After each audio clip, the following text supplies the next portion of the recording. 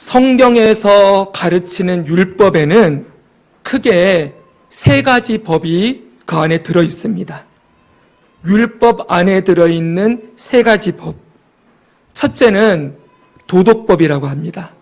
이것은 십계명을 가리키지요. 이 십계명 안에는 하나님을 사랑하는 것과 이웃을 사랑하는 계명이 들어 있습니다. 이것이 율법에 들어있는 첫 번째 법, 도덕법입니다. 그리고 두 번째 법이 있습니다. 율법이라고 할 때 그 안에 두 번째 들어있는 법은 민법이라고 합니다. 여기 민은 백성민 해서 이스라엘 백성들이 가나안 땅에 정착해서 국가를 이루어서 살아갈 때 그 이스라엘 국가에 필요한 법, 이것이 바로 민법입니다. 다른 말로 하면 재판법이라고 말하기도 하지요. 자, 여러분, 이들은 당시 팔레스타인 땅에 들어가서 정착해서 살면서 거기에 상황과 조건에 맞게 가정생활도 해야 되고 사회생활도 해야 되고 그리고 농경사회를 가운데에서 지켜야 할 법들이 반드시 필요했던 거예요. 그래서 하나님께서 이 정착해서 살게 되는 가나안 백성들을 향하여 주신 법, 이 법이 민법이고 이게 율법에 포함되어 있다는 거예요. 이것은 십계명, 5계명에서 10계명, 내 이웃을 사랑하라 라고 말씀하신 이 법을 확장시켜 놓은 것이다 라고 보면 좋을 것 같습니다. 그래서 예를 들면 이런 것이지요. 출애굽기 21장입니다. 20장에는 출애굽기 20장에는 십계명이 적혀 있어요. 그리고 그 다음 21장에 딱 넘어가니까 이런 말씀이 나오는 거예요. 사람을 쳐 죽인 자는 반드시 죽일 것이나 사람이 그의 이웃을 고의로 죽였으면 너는 그를 내 제단에서라도 잡아내려 죽일지니라. 자기 아버지나 어머니를 치는 자는 반드시 죽일지니라. 사람을 납치한 자가 그 사람을 팔았든지 자기 수하에 두었든지 그를 반드시 죽일지니라. 여러분, 이 계명을 보면은 십계명에 무슨 계명이 생각납니까? 살인하지 말라. 내 부모를 공경하라. 내 이웃의 소유를 탐내지 말라. 이런 이웃 사랑에 대한 계명이 여기 다 들어있죠. 그렇죠? 바로 이것입니다. 이렇게 하나님께서 십계명에 주신 이 이웃 사랑, 사람을 사랑하는 법을 국가 안에서 어떻게 지켜야 될 것인지를 하나하나 규정을 두신 것이 바로 민법이라고 할 수 있어요. 그 뒤에도 보면은 출애굽기에 만약 이웃의 소를 도둑질했으면 5마리를 갚아야 된다. 이웃의 양을 도둑질했으면 4마리를 갚아야 된다. 이런 식으로 사회생활에서 지켜야 될 사회법을 주시는 거예요. 자, 그런데 여러분 문제가 있습니다. 문제가 뭐냐면은 사람이 이 십계명과 민법, 이 민법을 다 지킬 수 있느냐라는 문제입니다. 다 지킬 수 있습니까? 제가 율법이 성경에 몇 개가 있다 그랬죠? 구약 성경에 613개라 그랬잖아요. 네. 십계명으로부터 민법, 그리고 좀 이따 얘기할 제사법까지 하면은 613개의 계명을 다 지킬 수 없다는 게 문제죠. 그러면 이 법을 지키지 못하면 죄인이 되는 거예요. 우리가 계속해서 죄가 뭔지 배우고 있죠. 죄는 뭡니까? 하나님의 법을 어기는 거예요. 하나님의 명령에 불순종하면 죄인데, 그럼 우리는 필연적으로 사람은 죄를 지을 수밖에 없지요. 그러면 죄의 대가는 뭡니까? 죽음인데 하나님이 죄를 지을 때마다 사람을 다 죽이실 수 없잖아요. 그래서 이 죄의 문제를 해결할 법을 주시는 거예요. 죄의 문제를 해결하고 하나님과의 관계를 회복할 수 있는 법, 그 법이 율법에 들어가 있는데 율법의 세 번째 법이 바로 제사법이라는 거예요. 이 제사법은 죄를 지은 사람이 죄의 문제를 어떻게 해결하고 하나님과 끊어졌던 관계를 어떻게 어떻게 해결할 수 있는가에 대해서 법을 주시는 것이지요. 자, 이것을 다른 말로 하면은 의식법이라고도 얘기합니다. 제사의식을 드리는 법. 그러니까 제사의식을 행하는 법이라고 하기 때문에 제사법, 의식법이라고도 하는 것이죠. 여러분, 이 세 가지를 잘 보세요. 율법 안에 이 세 개가 들어있다는 것만 잘 인식하고 있어도 우리가 구약 성경을 볼 때, 이거는 지금 여기에 대한 거구나, 여기에 대한 거구나라는 걸 여러분들이 훨씬 더 잘 볼 수가 있을 거예요. 그럼 여러분, 우리가 오늘 주목해야 될 것은 세 번째 제사법이에요. 이 제사법을 조금 더 알아보길 원하는데, 제사법에는 꼭 필요한 요소가 세 가지가 있습니다. 오늘 좀 공부하는 것 같아도 어쩔 수 없습니다. 이건 좀 배워야 되는 내용들이에요. 제사법에 꼭 필요한 요소 세 가지. 첫째는 제물, 둘째는 제사장, 셋째는 성전이에요. 이 제물이 왜 필요한가? 이것은 제사자가 자신의 죄를 대속할, 속죄할 제물이 반드시 제사에는 필요하지요. 죄는 그냥 갚을 수가 없고 피 흘림이 반드시 있어야 되기 때문에, 죄는 죽음으로 갚아야 되기 때문에 내 죄를 대신해 죽어야 될 짐승이 반드시 필요했습니다. 소나 양이나 염소이지요. 근데 제물만 있으면 되는 게 아닙니다. 두 번째로 뭐가 필요합니까? 제사장이 있어야 돼요. 왜냐하면 죄인은 스스로 하나님 앞에 직접 나아갈 수 없었어요. 하나님은 거룩하신 분이기 때문에 죄인을 그냥 용납하실 수가 없는 거예요. 그래서 죄인은 직접 하나님 앞에 다이렉트로 나아가지 못하고 반드시 중간에 중보자가 있어야 되는 거예요. 하나님과 죄인 사이를 연결시켜주는 존재, 그가 바로 제사장입니다. 제사장을 통해서만 하나님 앞에 나아갈 수 있어요. 그럼 마지막 성전은 무엇입니까?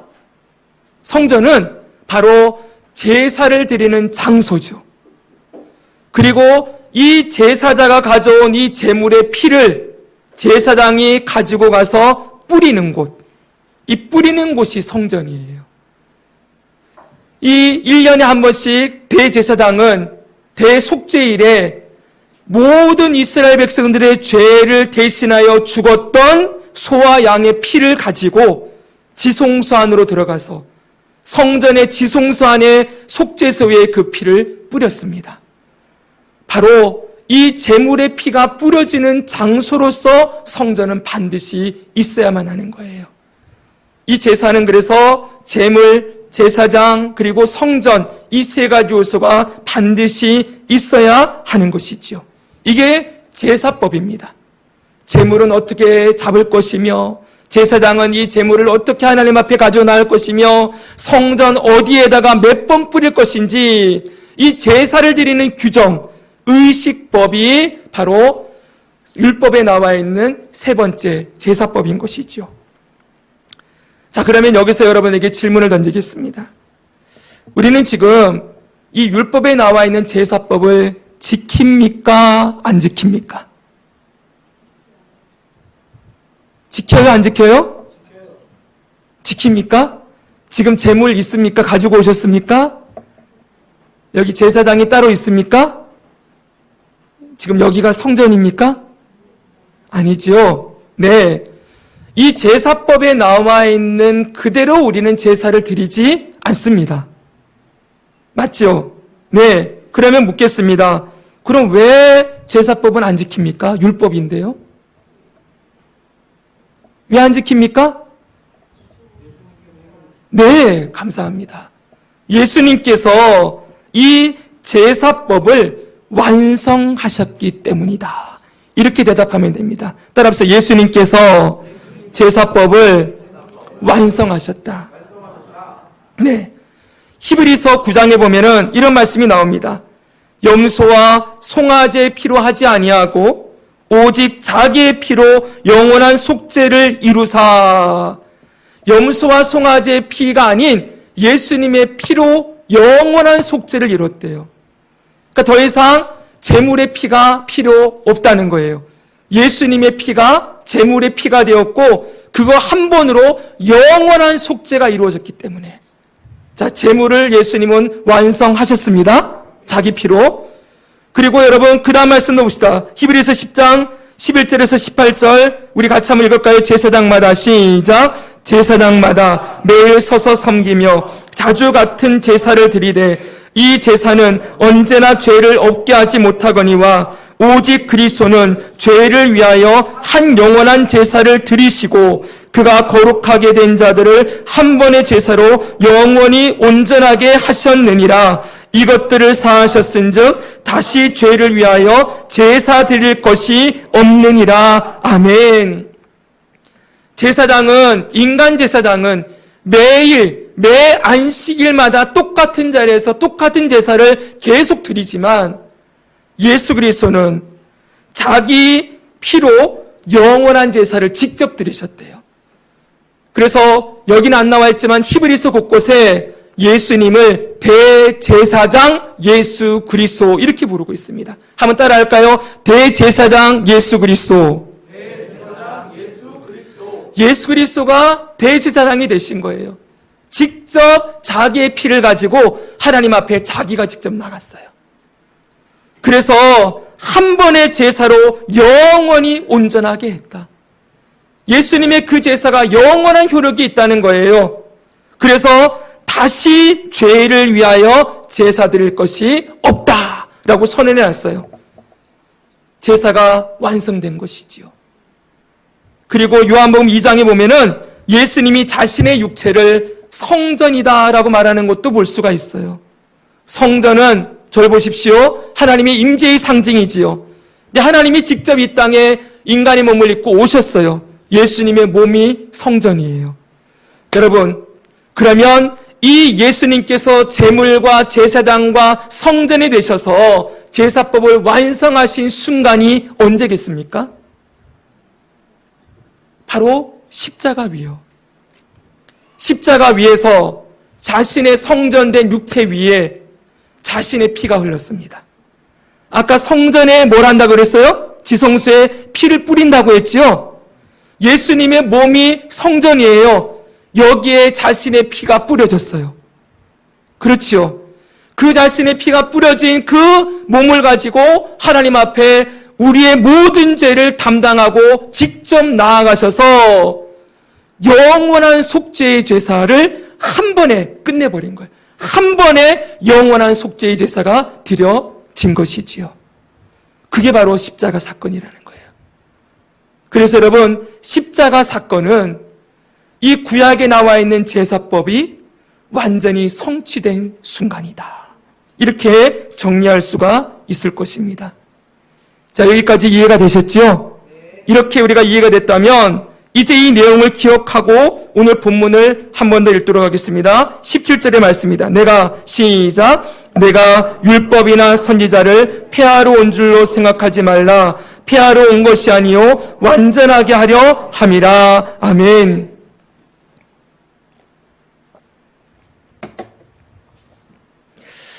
자, 우리는 이전의 설교에서 예수님께서 율법과 선지자를 완전하게 하신다. 이 구절의 의미를 예수님이 성경 말씀에 온전히 순종하심으로 성취하는 것이다 라고 배웠습니다. 기억나십니까? 예수님이 하나님의 법에 순종하셔서 다 순종하셔서 성취하신 것이 율법을 완전하게 한 것이다. 이렇게 배웠어요. 그런데 여러분, 오늘 우리가 앞에서 들은 내용을 생각한다면 예수님이 율법을 완전하게 하셨다라고 하실 때 거기에 한 가지 의미가 더 들어있다는 거예요. 그것이 무엇입니까? 예수님이 율법의 요구를 완전하게 성취하셨다는 거예요. 다시 여러분, 예수님께서는 하나님이 주신 율법, 십계명, 도덕법, 그리고 민법, 이 민법을 지키지 못하고 죄를 짓고 그 죄값으로 죽음을 당해야 하는 죄인들을 위하여 예수님이 직접 제사법을 실행하셨어요. 그럼으로써 율법이 성취되었다라고 말씀한다는 거예요. 그래서 이제 우리는 예수님이 율법을 완전하게 하셨다라는 말의 의미를 이렇게 정리할 수 있습니다. 첫째, 같이 한번 읽겠습니다. 예수님은, 시작. 예수님은 율법의 모든 계명에 순종하심으로 율법을 성취하시고 완전하게 하셨다. 아멘. 맞습니까?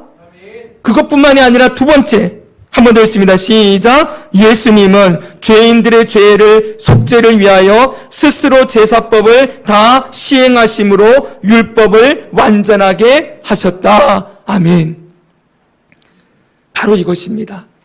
그래서 예수님을 우리는 모든 율법의 성취자 이렇게 부르는 거예요. 모든 율법을 성취하신 분이시다. 예수님이 직접 나는 율법을 완전하게 하려 왔다라고 했을 때에는 그분이 율법을 스스로 다 지킬 뿐만 아니라 율법의 요구, 죄인들에게 반드시 죄값을 치러야 된다라고 하는 이 율법의 요구, 그래서 제사법을 철저하게 지켜야 된다라고 가르치는 이 율법의 요구에 그분이 직접 순종하시고 그 제사법을 자기 피로, 자기 몸으로 다 완성하셨다는 거예요. 자, 그래서 예수님을 우리가 부를 때 그분은 율법을 완성하신 분이시다. 내가 율법을 폐하러 온 것이 아니요 율법을 완전하게 하려 왔노라 라고 말씀하시는 그분을 우리는 모든 율법의 성취자라고 부르게 되는 것입니다. 자, 그런데 오늘 제가 하고 싶은 얘기는 이제부터입니다. 우리가 꼭 알아야 될 것이 있어요. 예수님을 율법의 완성자, 율법의 성취자라고 부를 때 여기에 한 가지 의미가 더 담겨져 있다. 오늘 이 내용이 오늘 설교의 핵심입니다. 자, 여러분 잘 들어보십시오. 우리는 앞에서 예수님이 제사법을 모두 성취했기 때문에 더 이상 우리는 제사법을 지킬 필요가 없다는 사실을 배웠습니다. 동의하시지요? 그럼 다 이해가 되셨죠? 그럼 또 묻겠습니다. 그럼 여러분, 십계명과 민법은 어떻게 됩니까? 십계명이 폐지되었습니까? 민법은요? 민법은 좀 애매하죠, 그렇죠? 먼저 십계명부터 생각해 봅시다. 십계명 폐지되지 않았습니다. 이 법은 예수님이 다시 십계명을 가지고 뭐라고 말씀하십니까? 마음과 목숨과 뜻을 다하여 하나님을 사랑하고 내 이웃을 내 몸과 같이 사랑하라는 계명으로 새롭게 이 말씀을 주셨죠, 여러분. 십계명의 의미, 그 속에 담겨져야 될 하나님 사랑과 이웃 사랑을 가르쳐 주면서 이 십계명은 예수님이 다시 오시는 그날까지 지켜야 되는 법으로 지금도 존재하고 있습니다. 십계명 없어지지 않았어요, 여러분. 그리고 그래서 여러분 다시 이 말씀 보십시오. 18절 보십시오. 진실로 너희에게 이르노니 천지가 없어지기 전에는 율법의 1.1획도 결코 없어지지 아니하고 다 이루리라 라고 말씀합니다. 하나님이 주신 율법은 1.1획도 없어지지 않는다는 거예요. 십계명, 하나님의 법 없어진 거 아닙니다. 주님 오실 때까지 계속 보존되고 우리가 지켜야 될 법으로 존재하는 것이지요. 다시 말씀드리지만 제사법은 없어진 게 아니라 성취됐다는 거예요. 아시겠죠? 그러니 이 말씀도 없어진 게 아니고 성취된 모습으로 계속 지속되고 있어요. 예수님의 제사의 효력이 영원하다 그랬잖아요. 맞죠, 여러분? 예수님의 제사드림이 영원히 지금도 살아있기 때문에 제사법이 예수님 안에서 성취되어 영원히 지속된다라고 말할 수 있지요. 그래요. 제사법 없어진 거 아니라 예수님이 이루셨다는 거예요. 그럼 여러분, 민법은 어떻게 될까요?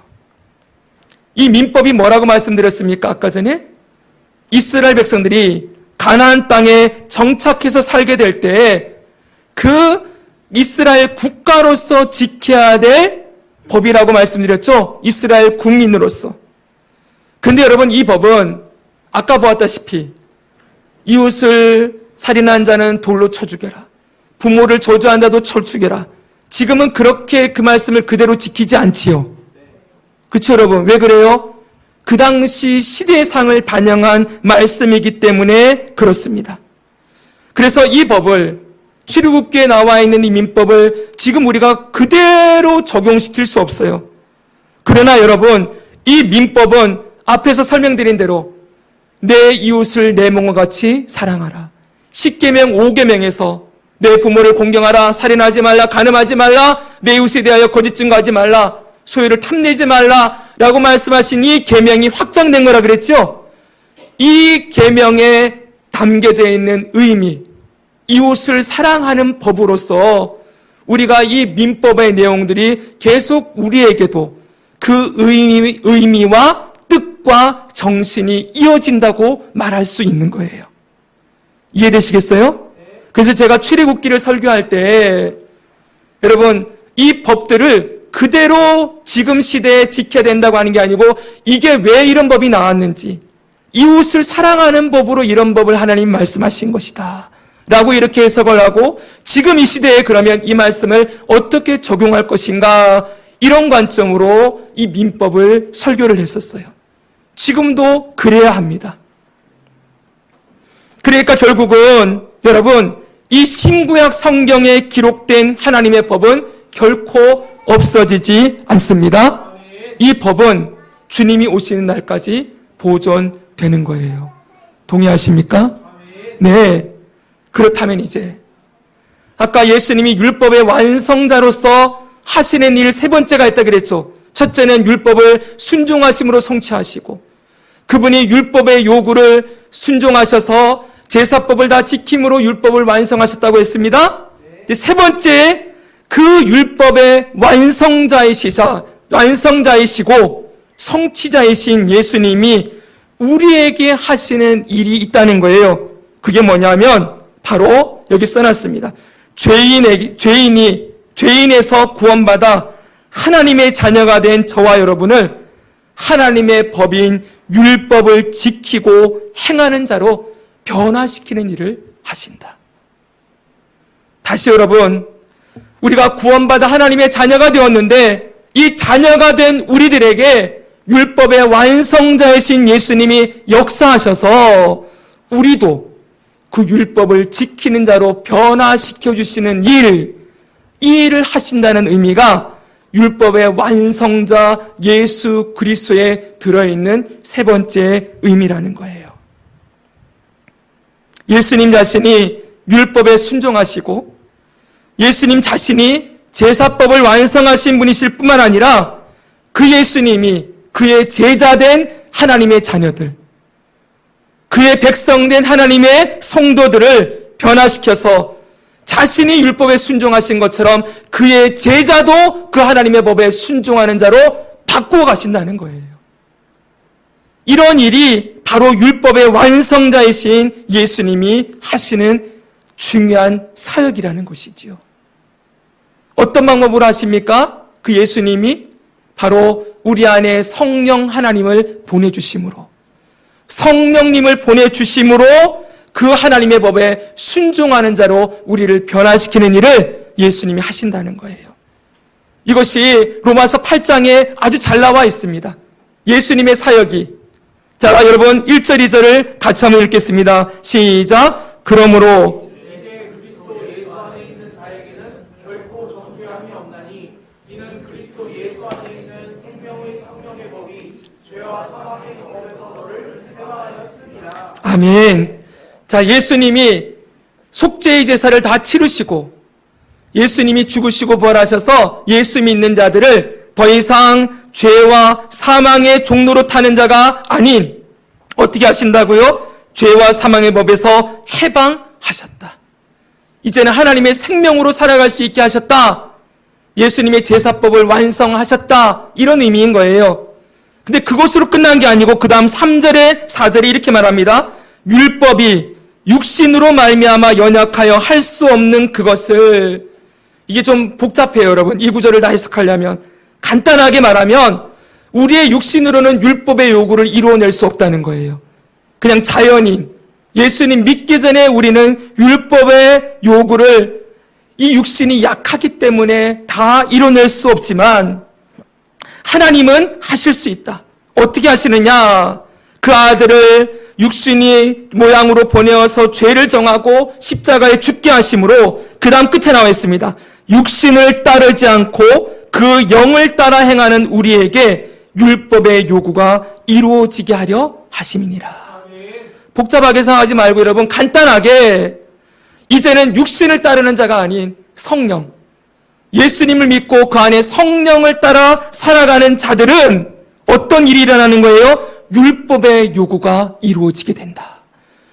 율법이 말하는 하나님의 법이 말씀하는 그 요구를 따라 살아갈 수 있도록 변화시키신다는 거예요. 할렐루야. 얼마나 멋진 말씀입니까? 여러분, 우리는 그렇게 살아갈 수 없는 존재였어요. 우리는 육신이 연약하여서 결코 하나님의 법을 스스로 따라 살아갈 수 없는 전적으로 타락한 존재였는데 이런 우리 대신에 예수님이 십자가에 죽으셨고 그 예수님이 죽으시고 부활하셔서 성령을 보내셔서 이제는 예수님 믿는다, 예수님 따라간다, 예수님을 제자다라고 말하는 자들에게 예수님처럼 율법을 따라 살아갈 수 있도록 율법을 지킬 수 없다라고 선언하시는 것이 아니라 이제는 살아갈 수 있다.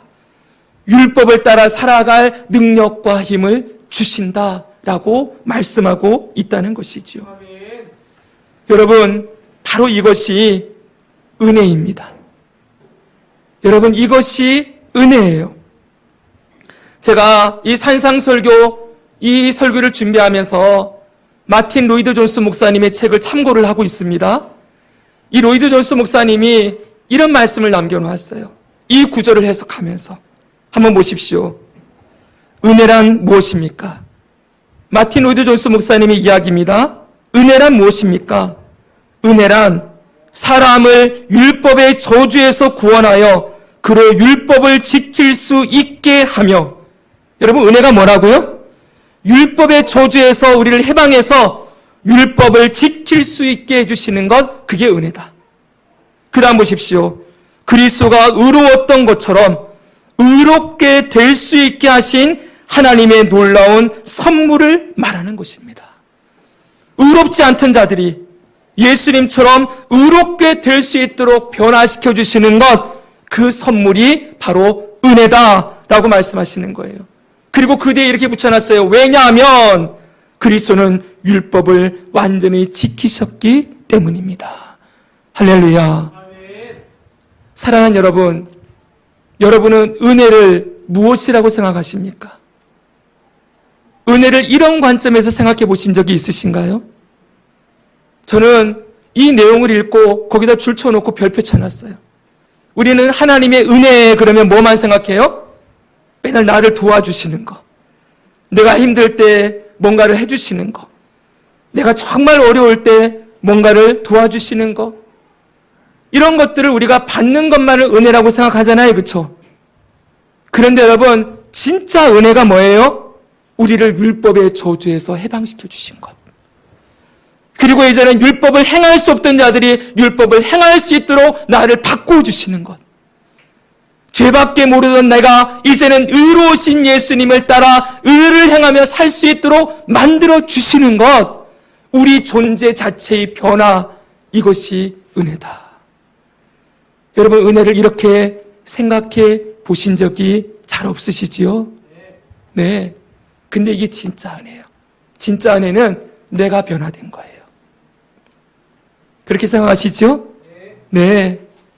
예전에는 이 땅에 썩어질 것과 더러운 것과 추한 것과 철저하게 자기 사랑, 돈 사랑, 쾌락 사랑을 하고 살았던 우리 자신이 이제는 그런 것들이 싫어지고, 이제는 예수님이 더 좋아지고 예수님의 말씀에 따라 살아가고 싶어지고, 잘 안 되지만 넘어지고 쓰러질 때도 많지만 그래도 다시 말씀 앞에 서서 회개하고 돌이켜 주님의 거룩하심과 의로우심을 따라 살아가도록 우리를 변화시켜 주시는 그것이 바로 진짜 은혜다라고 말씀하고 있는 것이죠. 사랑하는 여러분, 오늘날 율법 폐기론자들이 있습니다. 이들은 잘 들어보세요. 율법이 폐기되었다는 거예요. 왜 그렇게 생각하느냐 했더니 예수님이 성취하신 게 아까 제사법이라고 했죠. 그렇죠? 근데 제사법뿐만 아니라 도덕법, 십계명도 예수님이 다 지키셨고 민법, 그런 율법들까지 예수님이 다 지키셔서 율법을 완성했기 때문에 더 이상 이제 율법은 효력을 잃었다. 예수님이 다 성취하시고 완성했으니 이제 율법은 필요 없어졌다라고 말하는 거예요. 여러분 좀 이상하지요? 근데 이렇게 생각하면 여러분 아주 엄청난 결과가 나오게 됩니다. 율법이 필요 없다. 그럼 어떻게 될까요? 율법 폐기론자들이 이제는 마음대로 사는 거예요. 하나님의 은혜에 대해서도 나는 이제 율법 아래에 있는 것이 아니라 은혜 아래에 있으니, 예수님 믿고 구원받아 하나님의 자녀된 은혜 아래에 있으니 무슨 짓을 해도 괜찮아, 아무렇게나 살아도 괜찮아, 어차피 구원받아, 이러면서 하나님의 법을 무시하고 자기 멋대로 살아가는 일들이 일어나게 되는 거예요. 이건 여러분 은혜가 아니에요. 이건 정말 여러분 무지한 것이고 하나님이 말씀이 무엇인지를 제대로 모르는 사람들이 그렇게 얘기하고 있는 거예요. 사랑하는 여러분, 율법은 절대 폐기되지 않았습니다. 아멘. 여러분 율법 폐기되지 않았어요. 진정한 은혜는 율법의 저주, 율법을 지키지 못하는 자에게 임하는 그 율법의 저주의 소리를 해방시켜 주신 것뿐만 아니라 죄를 짓던 우리가 이제는 율법을 지키며 살아가도록 변화시켜 주시는 것까지 포함한 것이 은혜라는 것을 잊지 마십시오. 그래서 이 산상수훈 우리가 5장을 배우고 있잖아요. 결론 부인 7장 끝에 가면은 예수님이 이렇게까지 말씀하세요. 같이 한번 읽겠습니다. 나더러, 시작. 나더러 주여 주여 하는 자마다 다 천국에 들어갈 것이 아니요 다만 하늘에 계신 내 아버지의 뜻대로 행하는 자라야 들어가리라. 아멘. 입으로만 주님을 외치는 자 천국 못 들어간다. 그 다음 말씀합니다. 하늘에 계신 내 아버지의 뜻대로 행하는 자가 들어간다. 여러분 여기 하나님의 뜻이 무엇입니까? 네, 십계명 하나님의 법이에요. 하나님을 사랑하고 이웃을 사랑하며 살아가는 하나님의 법은 절대로 폐기되지 않았다는 거예요.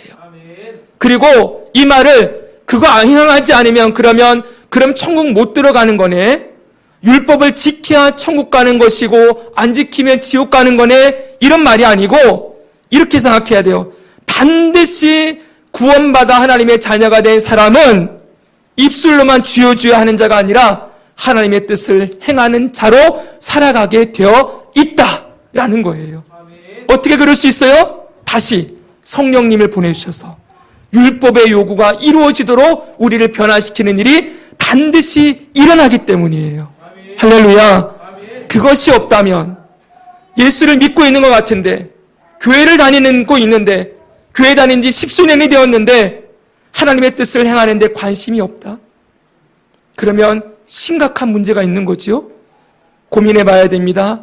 그 안에 성령이 안 계시는 사람일 수 있어요. 이 말은 다시 말하면 구원받지 못한 사람일 수 있다는 거예요. 어떤 목사님이 얘기합니다. 제일 불쌍한 사람, 평생 교회를 다녀놓고 마지막 날에 주님 앞에 섰을 때 여러분 주님이 그 이름을 불러주지 않는 사람, 그가 가장 불쌍한 사람이지요.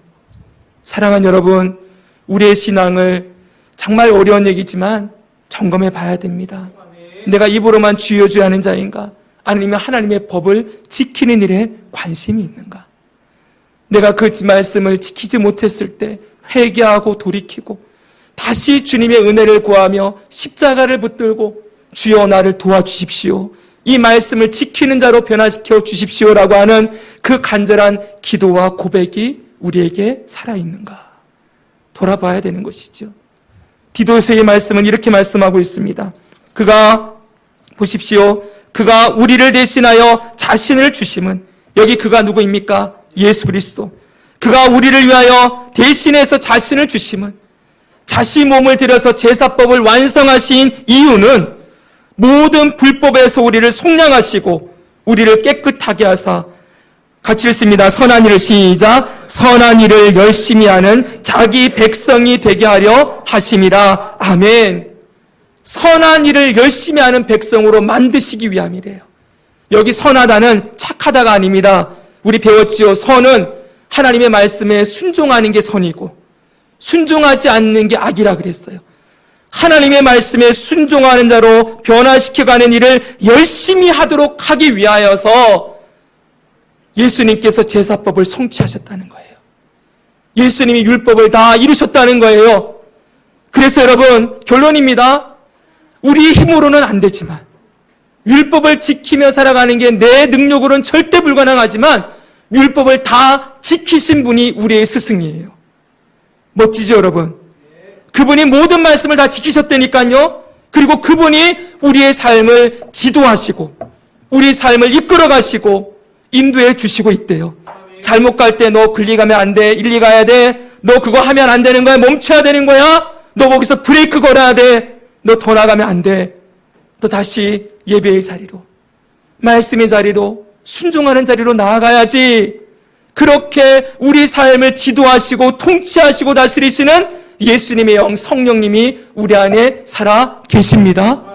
그렇게 율법을 지키신 예수님이 우리를 핸들링하고 있기 때문에 결코 하나님의 자녀는 율법과 상관없이 살아갈 수 없게 되는 거예요. 율법의 완성자가 우리를 인도하시니까. 그럼 멋지겠죠 여러분? 이번에 프랑스 올림픽이 마쳐지고 여러분 장애인 올림픽 하는 걸 잠깐 봤는데 제가 인상 깊었던 게 하나 있어요. 맹인들이 눈을 보지 못하는 이 시각장애인들이 달리기를 하더라고요, 여러분. 근데 달리기 할 때 혼자 뛰지 않아요. 그 앞에 전문 선수가 같이 달려주고 있어요. 그 선수가 그 장애인 선수와 함께 같이 달려서 그 코스를 완주하는데 룰이 있대요. 절대로 이 달리는 이 선수는요, 장애인 선수를 앞서서는 안 된대요. 항상 옆에서 먼저 들어가도 안 되는 거예요. 항상 이 장애인 옆에서 보조하면서 같이 달려주는 역할을 하고 있다. 여러분 예수님이 지금 우리 곁에서 그렇게 띄워주고 계십니다. 우리와 함께 살아주고 있는 것이지요. 여러분 그렇기 때문에 우리는 이제 우리가 할 일은 무엇입니까? 결단하는 거예요. 뭐예요? 율법의 완성자이신 예수님이 우리와 함께 하시고 그분이 우리를 모든 율법의 저주에서 해방시켜 주셨으니 이제는 예수님처럼 나도 하나님의 말씀에 순종하며 살아가도록 변화시켜 주옵소서. 예수님의 능력으로 그렇게 변화될 줄 믿습니다 라고 고백하며 우리 모두 함께 율법의 완성자이신 예수님의 뒤를 따라가고 그 하나님 말씀에 순종함으로 우리 삶에 하나님의 살아계심과 영광이 나타나고 우리 모든 삶이 주님께 아름답게 드려지는 복된 삶이 되어지기를 주 예수님의 이름으로 축복합니다.